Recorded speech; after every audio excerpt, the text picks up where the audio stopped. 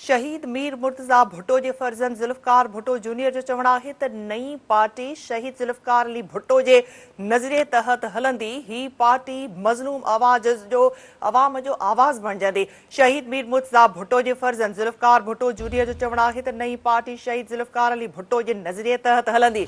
ही पार्टी मज़लूम आवाम जो आवाज़ बणजंदी। दादू में कारकुनन के खिताब कंदे ज़ुल्फ़कार भुट्टो जूनियर जो चवण है त ही पार्टी औरतुन अक़लियतुन हारियन ऐं पोहरियतुन के हक़न लाइ कम कंदे। हुन चयो त हू पंहिंजी पार्टीअ में भी सभिनी खे ख़ुदमुख़्तियारी ॾींदा। आम ख़बर खान नाज़रीन अवां खे अपडेट कयूं पिया। शहीद मीर मुर्तज़ा भुट्टो के फर्जंद ज़ुल्फ़कार भुट्टो जूनियर जो चवण आहे त नई पार्टी शहीद ज़ुल्फ़कार अली भुट्टो के नज़रिए तहत हलंदी। हीअ पार्टी मज़लूम आवाम जो आवाज़ बणजंदे।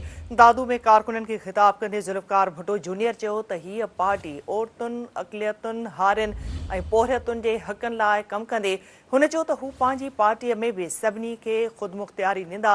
अहम ख़बर खान नाज़रीन अवां खे अपडेट कयूं पिया। शहीद मीर मुर्तज़ा भुट्टो के फर्जंद ज़ुल्फ़कार भुट्टो जूनियर जो चवण आहे त नई पार्टी शहीद ज़ुल्फ़कार अली भुट्टो के नज़रिए तहत हलंदी। हीअ पार्टी मज़लूम आवाम जो आवाज़ बणजंदे।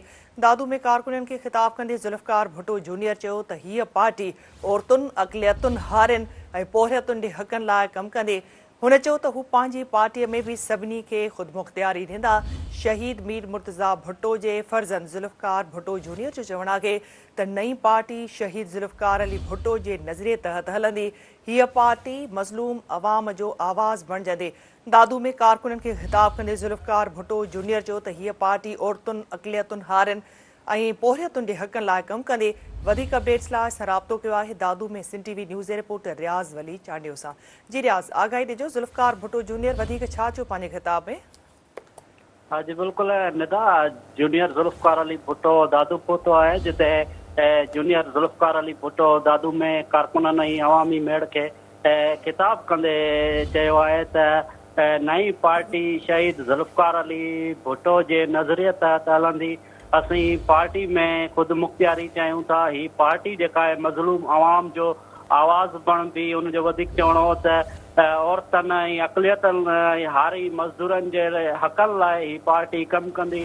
जॾहिं त वधीक ॿुधाईंदो अलाह त जूनियर ज़ुल्फ़कार अली भुट्टो पीपी शहीद भुट्टो अॻवान मोहम्मद खान उतरे जी जेका आहे अमर जी वफ़ात ते ताज़ियत पिणु कई आहे। जॾहिं त जूनियर ज़ुल्फ़कार भुट्टो जेको आहे दादू पहुचण ते उनजो शानदार इस्तक़बाल कयो वियो। जॾहिं त उन मौक़े ते जेके आहिनि पीपी शहीद भुट्टो जा कारकुन अवैस उतेरो समी चारण जेके ॿिया कारकुन मौजूदु हुआ। हिन वक़्तु जेको आहे जूनियर ज़ुल्फ़कार भुट्टो वापसि रवानो थी वियो आहे। जी ठीकु आहे रियाज़, अपडेट करण लाइ वॾी महिरबानी।